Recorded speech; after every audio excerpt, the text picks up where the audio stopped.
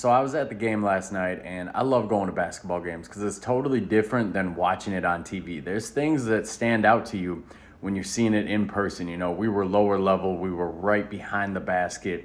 It was a good seat. You could really just see these guys and see how they play, and it's really easy in person when you're that close to actually see who gives a shit, to see who's playing with any sense of urgency, to see who's really trying out there. And there's a couple things that really stuck out to me watching yesterday's game.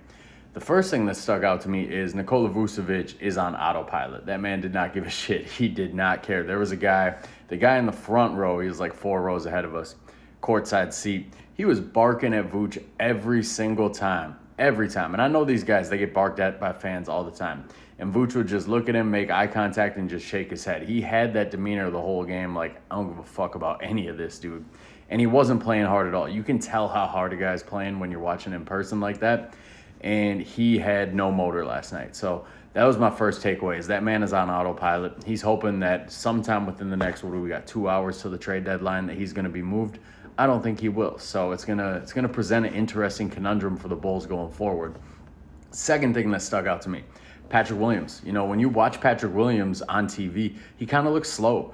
In person, he is a much more fluid, much more athletic dude than you would realize. There were times when he got the ball and he was running the break, and the way that he would change directions, the smoothness behind it, it took me by surprise, because it's one of those things where unless you're seeing it up close, you're seeing it in person. Like I said, on TV, he just doesn't look that way. And granted, he doesn't get a lot of opportunities to do that. He's getting a little bit more of those opportunities since we moved him to the bench, and he's become more of a focal point. But he's really athletic. He doesn't always come across that way. Especially, he looks like he's put on weight this year. He's put on at least a couple pounds of muscle for sure, bulked up to try to play the floor. But he's a much more fluid athlete than people give him credit for. He can't really play basketball, though. He really doesn't have a great feel for the game. I had the same impression of Julian Phillips. Julian Phillips, you know, he was jumping, he was moving. You could see, like, he's the classic guy who's really athletic but doesn't quite understand the game of basketball. So the Bulls, they got some interesting pieces on the team for sure. It was a classic Bulls game. At one point, they were down 22-4. They rallied back. They got up. I believe their highest lead was 6, and then they lost by almost 20. They lost by 19. So classic Bulls game, you know, nothing too surprising there. But my biggest takeaway yesterday was Josh Giddey. I did not have any expectations going into that game of Josh Giddey. And I'll tell you guys, you know, I saw a lot of people on Twitter after the game. They were saying what a great game Kobe had. They were saying Kobe was the best player on the Bulls that night. I'm telling you guys, man, Josh Giddey was the best player for the Bulls yesterday. He was the only player on that team that gave a shit last night. He played his ass off last night. He was the only dude who was playing with any sense of urgency. The craziest thing with Josh Giddey is he's always around the ball. It doesn't matter. You know, if a shot goes up, he's always going for the rebound. If he's in the passing lanes, he's always going for the ball. That works to his detriment sometimes. If there's loose balls, he's always the one diving for it, always the one going for it. And he was driving Timberwolves fans crazy last night. When the Bulls made their run and they were getting a lead, it was Josh Giddey who fans were like, God, he's just everywhere. Like the people in my section, they were like, that Giddey kid, he is just everywhere. Whenever the ball was there, he was around it. And it's amazing how bigger he seems when you're that close to the game. I knew he was a big guard. I didn't realize he was that big of a guard. He made Anthony Edwards look small in person. The biggest surprise to me was there was a time where the Timberwolves decided to switch Jaden McDaniels on him to try to slow him down because Giddey was kind of getting to the rim at will. And Giddey would drive right into McDaniels, and he'd kind of lean his shoulder in just a little bit, not enough to be an offensive foul. And he would create space. McDaniels couldn't handle it. He would get easy looks at the rim. He didn't capitalize on those looks every time. He's definitely got to shore up the way that he finishes, but he looked good last night. He played hard last night. That was my biggest takeaway is Josh Giddey is playing hard. Josh Giddey gives a fuck out there when a lot of those dudes out there really weren't playing like they gave a fuck. And I got to say, though, it wasn't all perfect, obviously.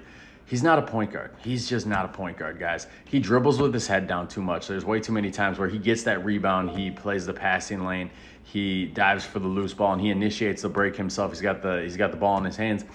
And instead of having his eyes up and looking for that outlet pass to get the break really moving, his eyes are down. He's dribbling. He's trying to weave in and out of the defenders and take it himself. He doesn't keep his eyes up. His ball handling leaves a lot to be desired. It's a little high. You know, he was getting it poked away quite a bit last night just because he dribbles so high. and he's just not a point guard. He just doesn't have those instincts. He is a good passer. The problem is he's not looking to pass enough. His eyes aren't up enough. He's dribbling with his head down too much. So I would really like to see the Chicago Bulls start to experiment with him, start to play him at the 3, start to play him at the 4. Don't play him as a point guard. He can be the guy who, when he gets the rebound, he gets a steal, whatever, then he's handling the ball, then he's pushing the break, then he's moving it up. But he doesn't need to be the guy who's dribbling the ball up for your offense every play. I would really like to see them use him as a 3 and see what he looks like as a screener, because he is big. He's big, he's strong, he's a physical player too. He's not one of those big guys like Patrick Williams. Patrick Williams is big as hell in person, but he doesn't use his size. Josh Giddey uses his size. He knows that he's bigger than everybody. And that's how he plays the game of basketball. He uses his size. So I would like to see them use him as a screener. I don't know if I've seen him set any on-ball screens this year, but it could really unlock something in his game. Because if you got him setting the screen and then he rolls to the hoop, let's say Kobe White hits him with the pocket pass, he gets it, the defense over-rotates.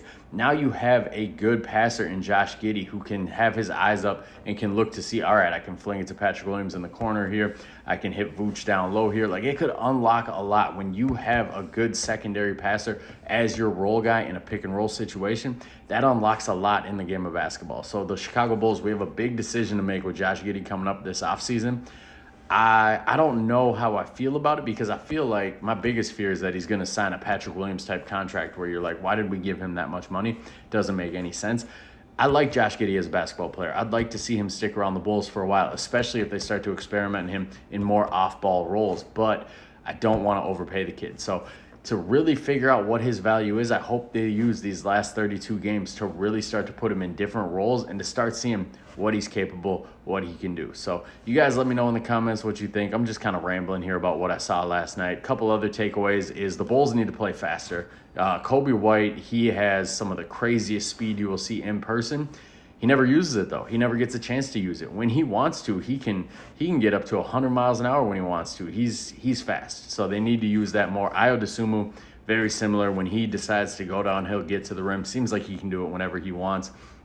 Jalen Smith is underrated. He only got like 14 minutes last night, and he played really well. He played way better than Vucevic did. He had 14 points in those minutes. He's another guy, he was just playing hard when he's out there. So there's a lot of talk about a Nikola Vucevic trade today. I don't think it's going to happen. If it does happen, and if it's a theoretical Warriors trade out there, my hot take is if we get Kevon Looney back in that trade and our center rotation is Looney and Jalen Smith, it's actually going to make us a better team this year, because we don't have a traffic cone on defense anymore, and because those dudes, they play hard. So we'll see what happens today. I don't have any hopes for it. If you guys haven't checked out my Substack, I've been writing a little bit on there, so check that out. It's the same thing as this Bloody Horns podcast. The other day, I wrote about how my biggest fear with the Zach LaVine trade is that it's actually a sign the Bulls aren't going to do anything, that they plan on making the play-in tournaments. They can keep their pick if it does fall past 11, they don't owe it anymore, and now it's looking like that's true. And today I just wrote about what I saw last night in person, dived in a little bit deeper than what I said on this video. So you guys check that out. Appreciate all the follows. Let me know what you guys think about what I'm saying about Josh Giddey, because I'm telling you guys, in person he hits totally different than over the TV.